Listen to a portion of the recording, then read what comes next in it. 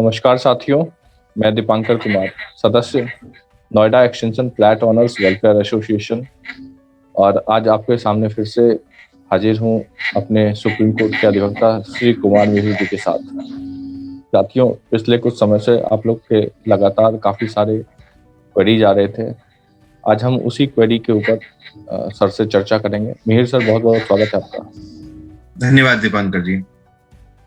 Sir, सबसे पहला सवाल, अभी हाल में ही कोर्ट रिसीवर के द्वारा कस्टमर डेटा के ऊपर एक अंतिम डेडलाइन दी गई थी, पहले जो कि 31 दिसंबर थी, जिसको बढ़ाकर 10 जनवरी तक किया गया था।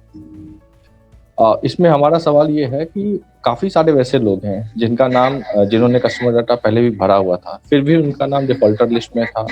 दूसरी बात, ये जो 10 जनवरी का नोटिफिकेशन आया है, उसमें ये कहा गया था कि जो लोग भी अभी तक पैसे नहीं जमा किए हैं उनको पूरा पैसा जमा करना होगा।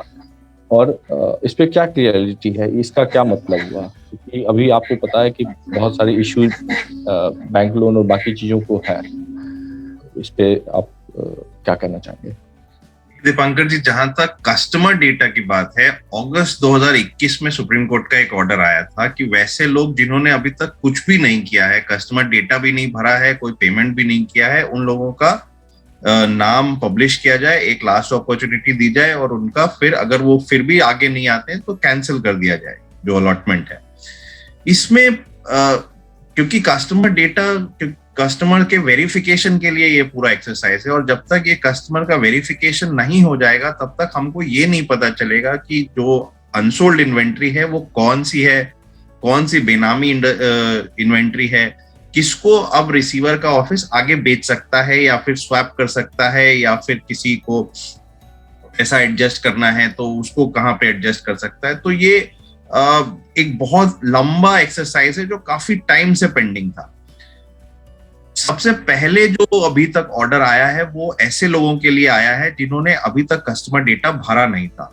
जिन लोगों ने कस्टमर डेटा भर दिया है लेकिन किसी कारण से पेमेंट नहीं किया है, चाहे वो सबवेंशन के बायर्स हो या किसी और तरीके से उनको फाइनेंस में प्रॉब्लम है, उनके लिए अभी तक सुप्रीम कोर्ट ने कोई ऑर्डर नहीं किया है।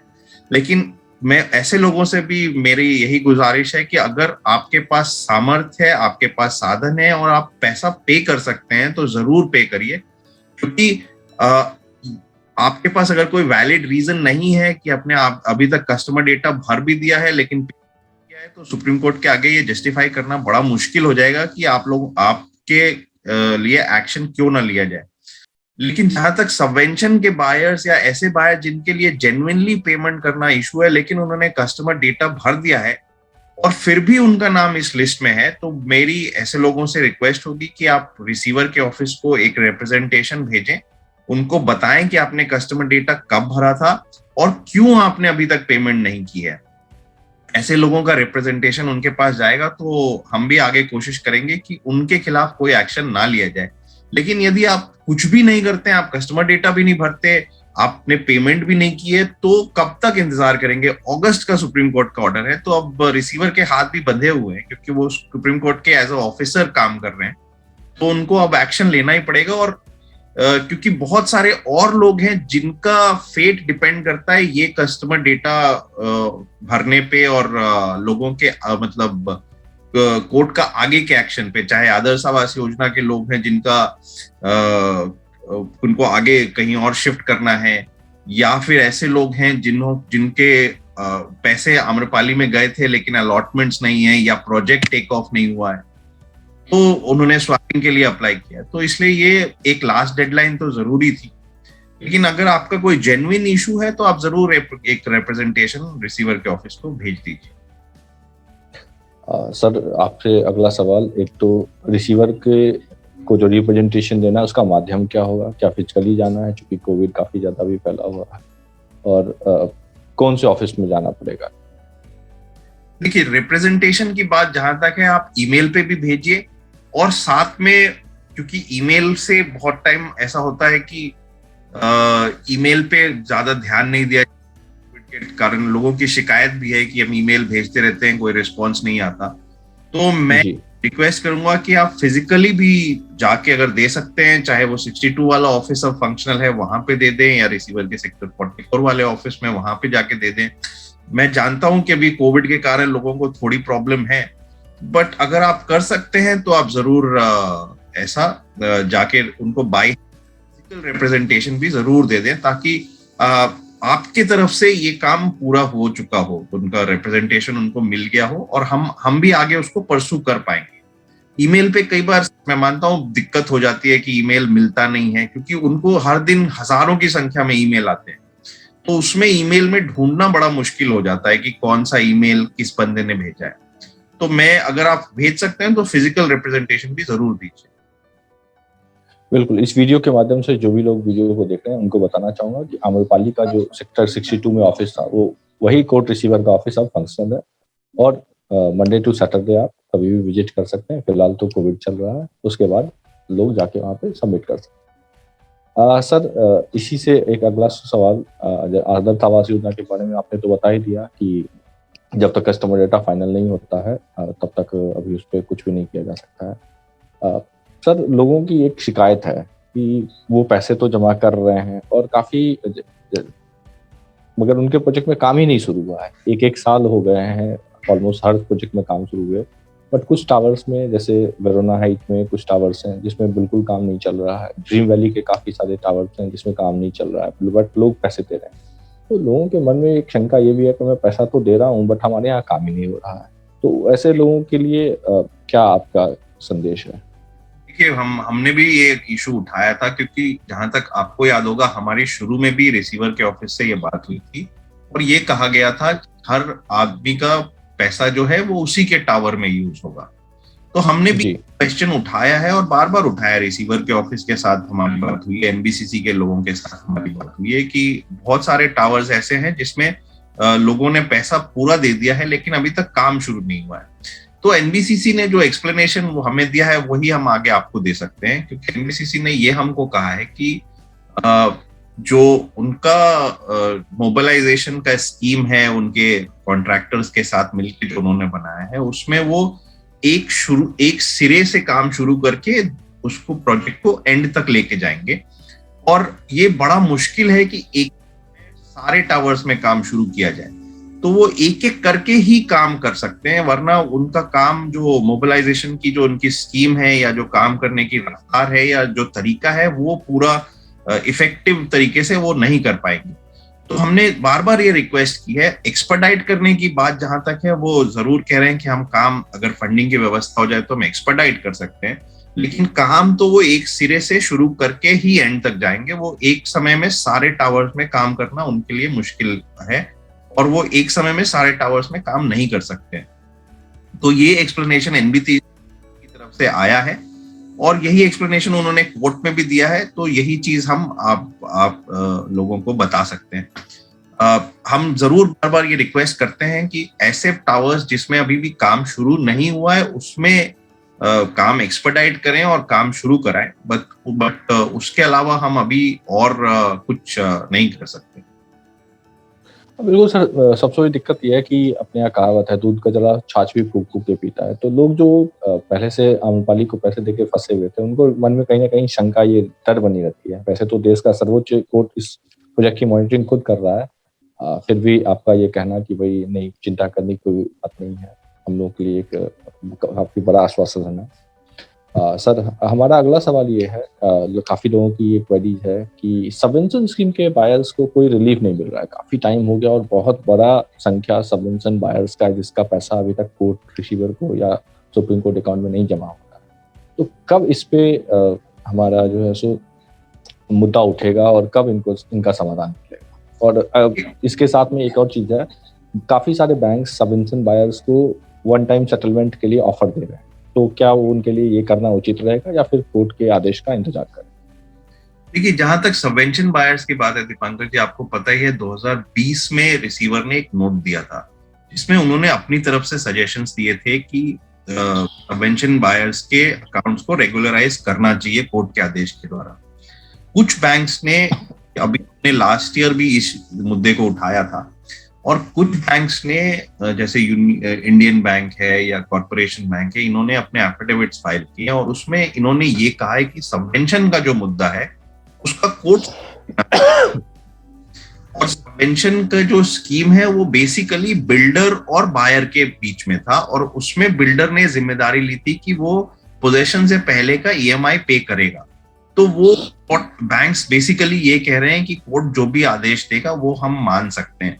हमने कोशिश ये की थी, और बीच में जस्टिस ललित ने एक बार हम लोगों से कहा कि सबवेंशन पे हम कब सुन सकते हैं। हमने भी बहुत बार रिक्वेस्ट की है कि सबवेंशन पे सुनिए, और रिसीवर को भी पता है कि सबवेंशन का मुद्दा कितना इंपॉर्टेंट है, बिकॉज सबवेंशन के बायर्स ही अभी एक मेजर चंक ऐसे बचे हैं जिनकी तरफ से पेमेंट आना बचा है, क्योंकि ऑब्वियसली बैंक्स ने उनके पेमेंट रिलीज नहीं किया है।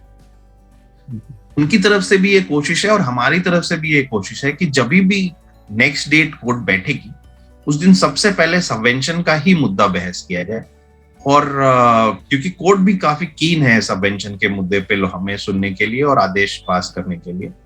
तो हम अभी आपको पता ही है कि रजिस्ट्री के मुद्दे पे और इंटरेस्ट जो नोएडा अथॉरिटी को जाना है उसके मुद्दे पे काफी पिछली 3-4 हियरिंग्स उसी में चली गई, जिसके कारण ये पेंशन का मुद्दा नहीं हम उठा पाए। लेकिन जब भी अब नेक्स्ट डेट आम्रपाली का बेंच बैठेगा उस दिन हम जरूर सबवेंशन का कोशिश करेंगे कि सबवेंशन का ही मुद्दा लिया जाए और कोर्ट से कोई आदेश मिले हमें।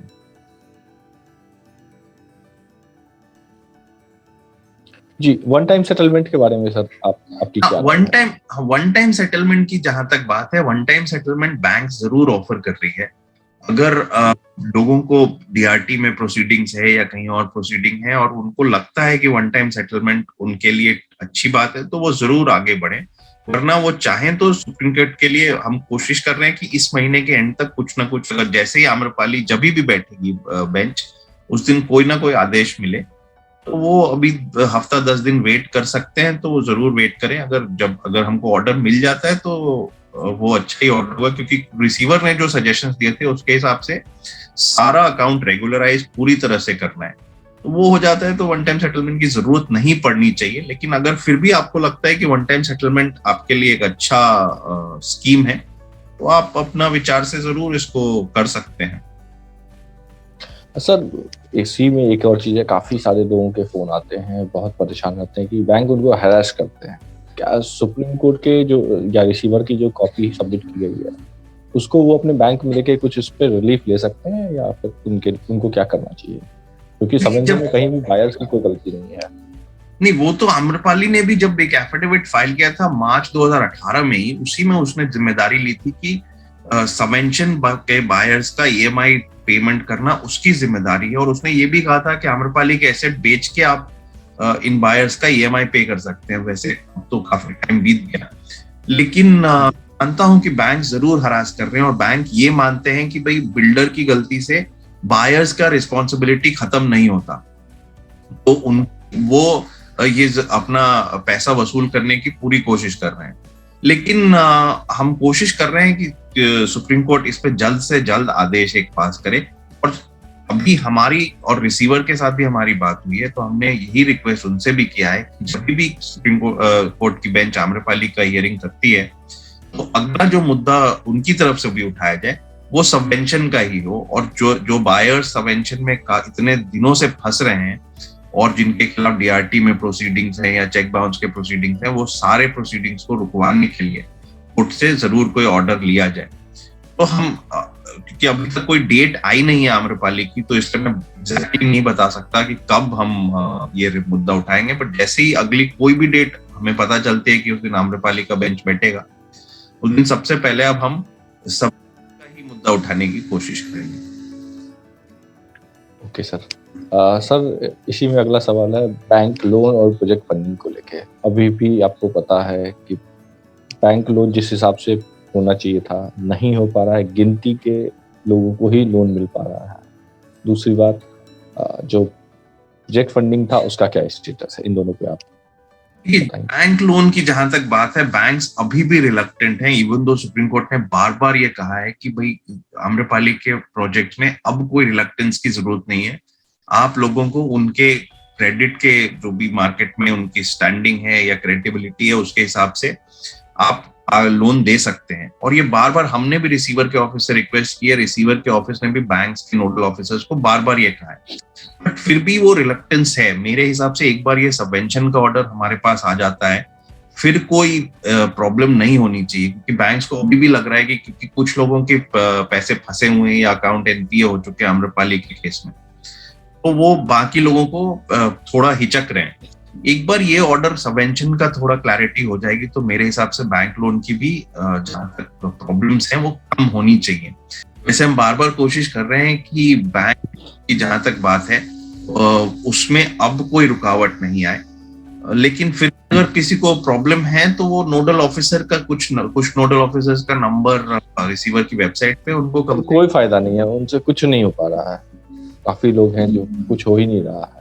तो फिर हम यही कर सकते हैं कि हम वेट करें, या कोर्ट में जब भी सबवेंशन की बात उठेगी हम जरूर लोन के बारे में भी बात कर सकते हैं। तो सर अगर मेरा एक सलाह है, अगर कोर्ट रिसीवर अपने ऑफिस में ही कुछ बैंकों के रिप्रेजेंटेटिव को बिठा दें जिससे कि लोग जाएं और इजीली वहां पे लोन के लिए आवेदन कर सके, तो लोगों के लिए जैसे पहले बिल्डर किया करता था, कुछ अपने बैंकों के साथ टाई अप करके और फिर लोग जाते थे वहां पर अपना डॉक्यूमेंट सबमिट किए, उनको फिर लोन मिल जाता था। तो अगर कुछ इस तरह का अगर ये एक अच्छा सुझाव है इनफैक्ट दीपांकर जी। अब क्योंकि एनबीसीसी ने एक पार्टनर भी अपॉइंट कर दिया है, तो चैनल पार्टनर को भी क्योंकि आगे यूनिट्स बेचनी होंगी तो उनको भी बैंक फंडिंग की जरूरत और होम लोन के पार्टनर्स की जरूरत पड़ेगी। तो हम जरूर ये सुझाव आगे रिसीवर के ऑफिस को दे सकते हैं कि क्योंकि चैनल पार्टनर्स के लिए आपको बैंक से पार्टनरशिप की जरूरत पड़ेगी, तो आप बाकी होम लोन्स जो ऑलरेडी बायर्स ने ले लिया है या लेने के चाह रखते हैं, जो ऐसे बायर जो अब नया प्रोजेक्ट नहीं बल्कि पुराने प्रोजेक्ट्स में ही खरीदे, उन्होंने यूनिट्स खरीदा है लेकिन उनको लोन की आवश्यकता है, तो उनके लिए भी हम एक कुछ बात कर सकते हैं। बट ये प्रपोजल हम रखेंगे, अब ये कितना होता है और कब होता है उसके बारे में अभी कुछ कहना मुश्किल होगा। दूसरा इशू आपने ये उठाया था प्रोजेक्ट फंडिंग का। प्रोजेक्ट फंडिंग जहां तक बात है, एक कंसोर्शियम ऑफ बैंक्स से बात चल रही थी, करीब 5 या 6 बैंक ऐसे हैं, जैसे बैंक ऑफ बड़ौदा है, इंडियन बैंक है, स्टेट बैंक है, और भी 1-2 बैंक हैं जिनसे प्रोजेक्ट फंडिंग की बात चल रही थी, और वो एक कंसोर्शियम आम्रपाली के प्रोजेक्ट को फंडिंग करने के लिए ऑलमोस्ट इन प्रिंसिपल रेडी हो गए हैं। अभी सिर्फ जहां बात अटकी है वो ये है कि कौन सा बैंक लीड पार्टनर होगा कंसोर्शियम में, दूसरा कौन सा बैंक कितने पैसे फाइनेंस करने के लिए आगे आएगा। तो ये छोटी छोटी चीजें हमें आशा है कि ये भी जब नेक्स्ट डेट ऑफ हियरिंग होगी तब तक सॉर्ट आउट कर लिया जाएगा। ये बीच में कोविड का ये तीसरा अभी वेव आ गया, वरना अभी तक ये हो गया होता। तो काफी तेजी से रिसीवर का ऑफिस इस पे काम कर रहा है, और हमें आशा है कि जब भी नेक्स्ट डेट ऑफ हियरिंग है आपको जरूर ये एक अच्छी खबर मिलेगी कि बैंक का कंसोर्शियम आम्रपाली के प्रोजेक्ट को फंडिंग करने के लिए रेडी हो गया है।